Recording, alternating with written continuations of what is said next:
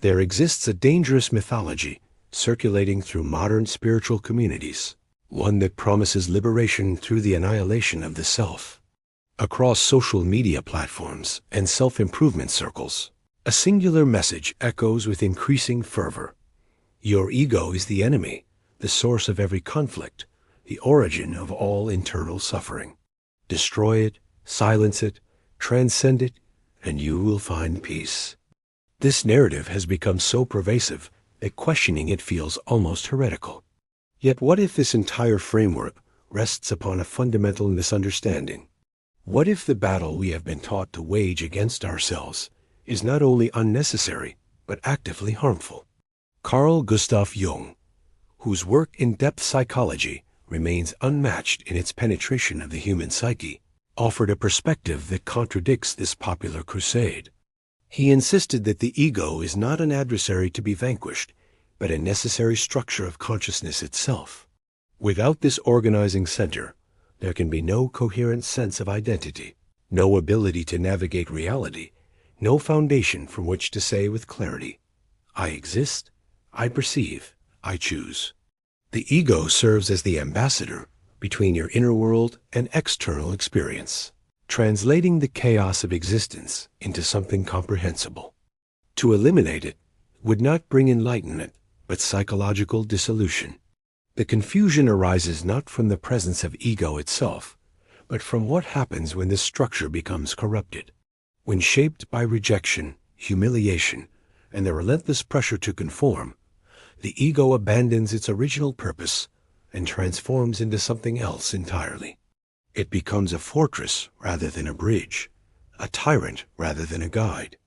This distorted version no longer serves your authentic nature, but instead obsessively protects an image, a persona crafted to ensure survival in a hostile environment. You cease to live and begin instead to perform, maintaining a character designed to win approval, avoid punishment, and secure belonging.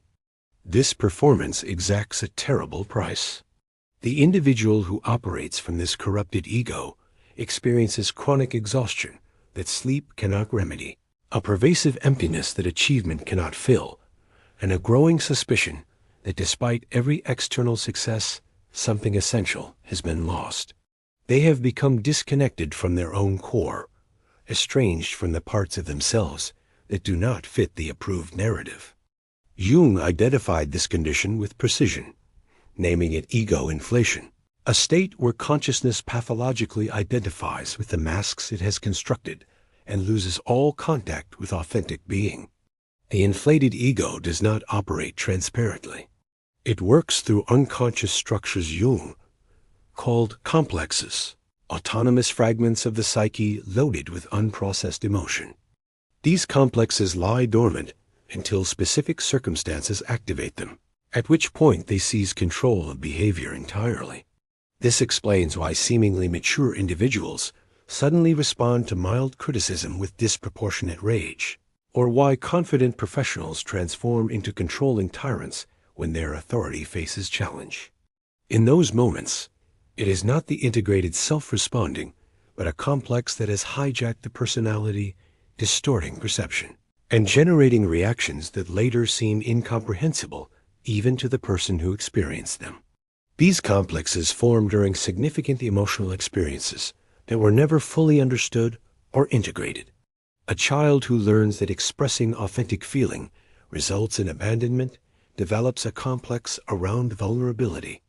A young person repeatedly told they are inadequate constructs an inferiority complex that operates beneath awareness for decades. An individual praised only for achievement creates a success complex that makes rest feel like death. Each complex becomes a semi-independent entity within the psyche, carrying its own emotional charge, its own perspective, its own agenda. And the inflated ego, rather than bringing these fragments into conscious awareness, keeps them locked in shadow where they accumulate power. What Jung proposed was not ego destruction, but ego transformation, a fundamental reorientation of this conscious structure toward its proper function. He understood that the ego needs reconnection with what he termed the self, the organizing center of the entire psyche, the deep source from which authentic authority and inner wholeness emerge. This reconnection cannot happen through weekend workshops or affirmation practices. It requires a genuine journey into the architecture of your own mind, a willingness to observe with brutal honesty how you have been constructed, and the courage to dismantle what no longer serves truth. The individual who undertakes this work must learn to distinguish between a functional ego and an inflated one. The functional ego knows it is a part, not the whole. It maintains boundaries without aggression, makes decisions without compulsion, and holds identity without rigidity. It can tolerate uncertainty, admit error, and change course when presented with new information. Most crucially, it remains in dialogue with the unconscious rather than at war with it, allowing deeper wisdom to inform conscious choice. This ego serves life rather than merely defending against it. The inflated ego, by contrast, cannot tolerate ambiguity or imperfection. It experiences every challenge as existential threat, every criticism as annihilation, every failure as proof of unworthiness. It must control, manage, and manipulate reality to maintain the image upon which its entire sense of self depends. And because this image was never real to begin with, the effort required to sustain it becomes increasingly desperate. The person trapped in this state lives in constant vigilance, monitoring how they are perceived, adjusting their presentation, performing authenticity, while having forgotten what authenticity actually feels like. This is the true tragedy of ego inflation. Not that the person has too much ego, but that they have become imprisoned by identification with a false version of it. They are not too full of themselves, but too empty, having abandoned their genuine nature in favor of a character they believe the world demands.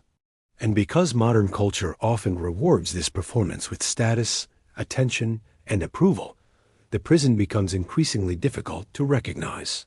The applause feels like validation, the success feels like proof, and the exhaustion gets reframed as the necessary cost of achievement. Understanding this distinction between healthy ego function and pathological inflation marks the beginning of genuine psychological work. It allows you to stop waging war against your own consciousness and start investigating how that consciousness became distorted in the first place. This investigation reveals that the problem was never the ego itself, but the disconnection from self, the break in relationship between conscious identity and deeper wisdom. Healing that break requires moving beyond popular psychology as simplistic solutions and entering the more demanding territory of actual transformation, where nothing can be bypassed and everything must be faced. The moment you begin examining these complexes more closely, a disturbing reality emerges. You are not a unified consciousness making deliberate choices, but rather a collection of semi-autonomous personalities that take turns controlling your behavior. Each complex operates like a hidden program running beneath your awareness, waiting for the right trigger to activate. When that trigger appears, whether it arrives as criticism, rejection, or unexpected vulnerability, the complex seizes command instantly. You do not decide to react with sudden anger or inexplicable withdrawal. The complex decides for you, and you simply experience yourself doing things that moments later seem foreign to your nature. Jung was uncompromising in his assertion that we do not possess complexes but rather that complexes possess us. This reversal of power reveals the true architecture of psychological imprisonment. You may spend your entire life believing you are a rational, integrated person, while unconscious fragments of your psyche manipulate your decisions, relationships, and self-perception. The complexes form during experiences that were too intense, too painful, or too confusing to process consciously. The child who was punished for expressing needs develops a complex around desire. The adolescent shamed for vulnerability constructs elaborate defenses against intimacy. The adult rejected for authenticity builds an entire false self to ensure survival. These complexes do not simply influence thought patterns. They create distinct subpersonalities with their own emotional logic, their own protective strategies, their own rules for how the world operates. You might be generous and patient in most circumstances, yet transform into someone cold and punishing when a specific wound gets touched. This is not hypocrisy or moral failure. It is evidence of fragmentation, proof that parts of your psyche were split off and exiled rather than integrated. These exiled parts do not disappear. They grow stronger in darkness, accumulating emotional charge, developing increasingly sophisticated methods of gaining expression. Consider the individual who reacts to constructive feedback with defensive rage. On the surface, this appears to be mere sensitivity or pride. But beneath that surface operates an inferiority complex formed long ago, perhaps in a childhood where every mistake brought humiliation, where imperfection meant being unlovable. The complex learned to interpret all criticism as existential threat, and it mobilized a protective response. Attack before you can be destroyed. The person experiencing this reaction genuinely believes they are defending themselves against unfair judgment. They cannot see that they are being controlled by an outdated survival mechanism that has no relationship to present reality. Or examine the pattern of someone who consistently sabotages their own success just as breakthrough becomes possible. They work diligently toward a promotion, then make inexplicable errors when the opportunity arrives. They build a meaningful relationship, then suddenly create distance when intimacy deepens. They prepare to launch a creative project, then find themselves paralyzed by procrastination. This is not laziness, lack of discipline, or insufficient motivation. This is a complex protecting the ego from the terror of being fully seen, from the risk of attempting something that matters and potentially failing. The mechanism underlying all self-sabotage operates with elegant precision. The ego, when disconnected from the self, confuses safety with stagnation. It learned early that stepping into visibility brings danger, ridicule, rejection, punishment, abandonment. So it developed strategies to keep you small, contained, predictable. Any movement toward authentic expression activates the alarm system. The complex intervenes with anxiety, self-doubt, sudden illness, or manufactured crises that demand attention. And because these interventions often arrive disguised as rational concerns, you accept them as legitimate. You tell yourself you are being prudent by withdrawing, responsible by not taking risks, realistic by lowering expectations. This is how the complex wins. It convinces you that its voice is your voice, that its fears are your wisdom, that its limitations are simply the truth about who you are. The person dominated by an unworthiness complex does not recognize it as a complex at all. They experience it as objective reality, as accurate self-assessment, as simple honesty about their capabilities. They can see evidence of competence all around them, achievements they have accomplished, challenges they have overcome, but none of it penetrates the complex. The complex has its own logic, impervious to contradictory facts. The cost of living under this hidden architecture accumulates silently. You construct a life around avoiding triggers rather than pursuing meaning. You choose relationships that feel safe rather than alive, careers that feel secure rather than fulfilling, identities that feel acceptable rather than authentic. Each choice seems reasonable in isolation, but the cumulative effect is devastating. You arrive at middle age having successfully protected yourself from every risk, only to discover you have also protected yourself from actually living. The chronic frustration that results often gets misdiagnosed as depression, treated with medication, or dismissed as inevitable, when its true source is the soul's rebellion against a half-lived existence. What makes this situation particularly insidious is that the complexes do not present themselves as problems to be solved. They present themselves as you, as your personality, as simply how things are. The anxious complex tells you that vigilance keeps you safe. The perfectionistic complex insists that impossible standards protect you from judgment. The self-sacrificing complex maintains that your worth depends on serving others. Each complex builds an entire worldview that justifies its continued operation. And each worldview feels so natural that questioning it seems absurd. Breaking free from this hidden architecture requires something rare in modern psychology: the willingness to observe yourself with forensic precision, noting exactly when these shifts in consciousness occur, tracking which situations activate which complexes, learning to recognize the moment before a complex seizes control. This is not the work of a weekend retreat or a single insight. This is the patient, often uncomfortable labor of bringing the unconscious into awareness, of learning to distinguish between the voice of integrated consciousness and the voices of fragmented survival mechanisms. Only when you develop this capacity for precise self-observation can the real work begin.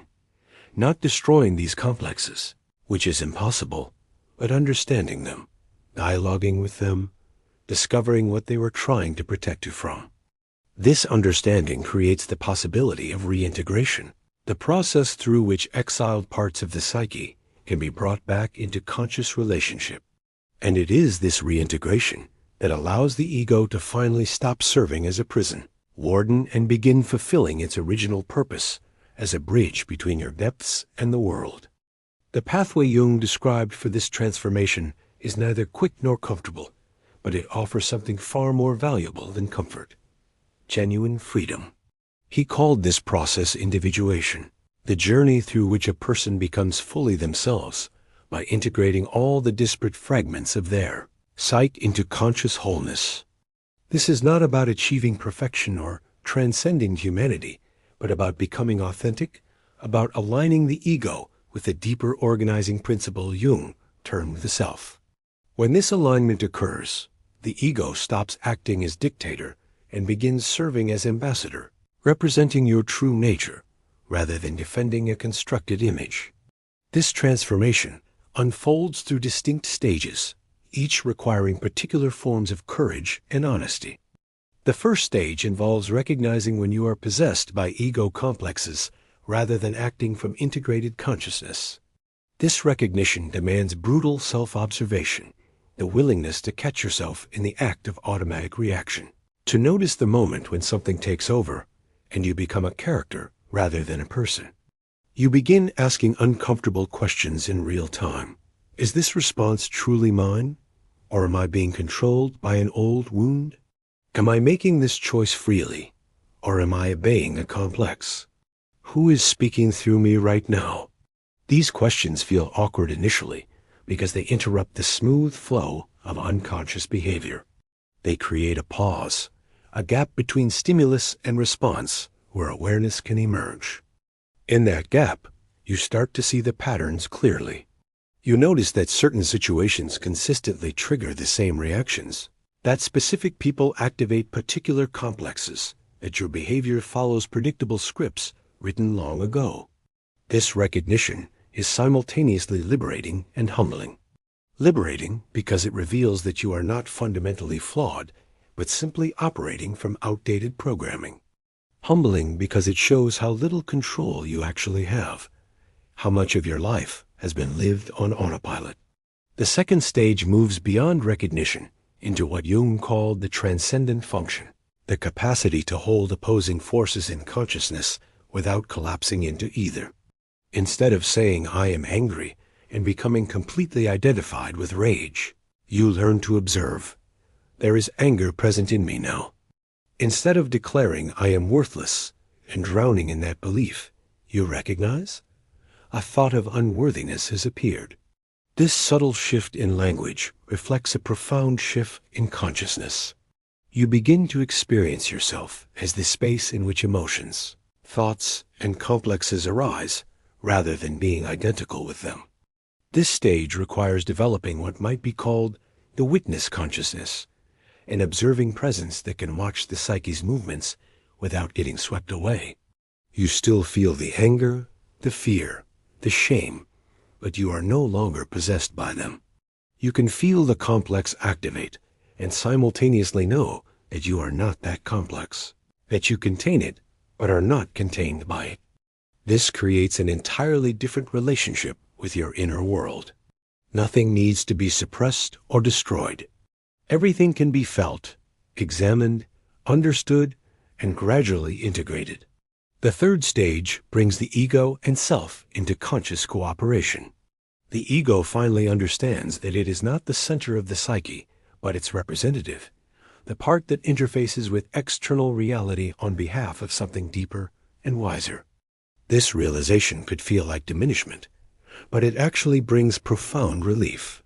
The ego no longer carries the impossible burden of controlling everything, managing every outcome, maintaining a perfect image. It can relax into its true function, articulating inner truth in the world, making that truth practical and livable, serving as the conscious instrument through which the self expresses itself. When this integration occurs, you begin to experience what Jung called authentic authority. This is not the authority of dominance, status, or control. It is the authority of someone who knows who they are and no longer needs external validation to confirm that knowing. This person does not perform confidence or project strength. They simply inhabit themselves fully, and that fullness becomes palpable to others. They can be vulnerable without collapsing, powerful without dominating, uncertain without dissolving into anxiety. Their presence carries weight, not because they demand attention, but because they have stopped abandoning themselves. This authentic authority cannot be imitated or acquired through technique. It emerges only from the long work of integration, from facing every rejected part of yourself and bringing it back into conscious relationship. The angry part, the frightened part, the ashamed part, the grandiose part, all the fragments that were exiled because they did not fit the approved narrative. Each one must be met, understood, and reintegrated. And each reintegration restores energy that was previously spent on repression, returning that energy to conscious life. The process is not linear.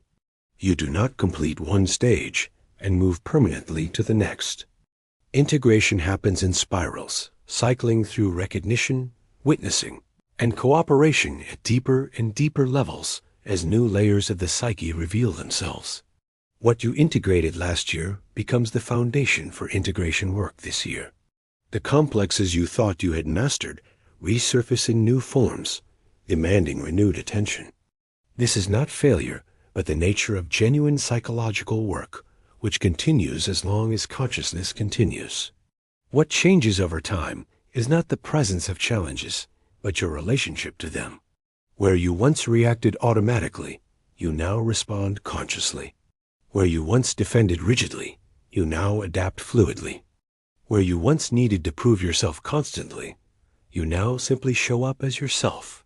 The internal compass that was always present beneath the noise of complexes and conditioning gradually becomes audible, and you learn to orient your life by its guidance, rather than by fear, obligation, or the desperate need for approval.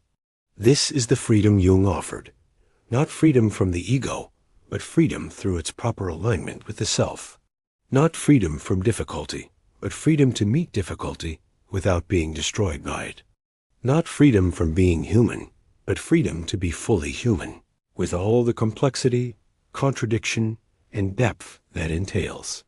It is a freedom earned through confronting every illusion about who you thought you needed to be and discovering instead who you actually are. And that discovery, though it requires everything you have, returns something more valuable than anything you sacrifice: the possibility of living one authentic life before you die.